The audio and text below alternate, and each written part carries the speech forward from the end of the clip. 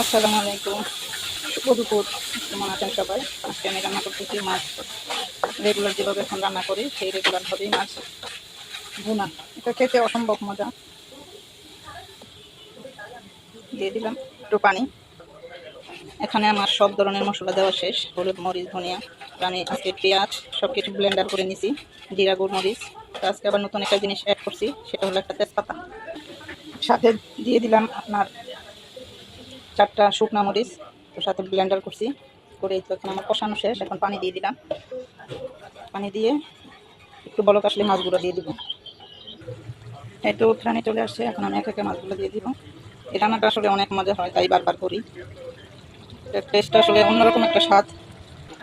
এই রান্নাটা যে এত মজা হয়, এত মজা হয়, এটা বলে বোঝানো যায় না। তো এই তো আমার একটু কষাবো, তারপরে নামিয়ে ফেলবো। সবাই ভালো থাকবেন, সুস্থ থাকবেন। সবাইকে আল্লাহ হাফেজ। শুভ দুপুরে অনেক অনেক শুভেচ্ছা রইল।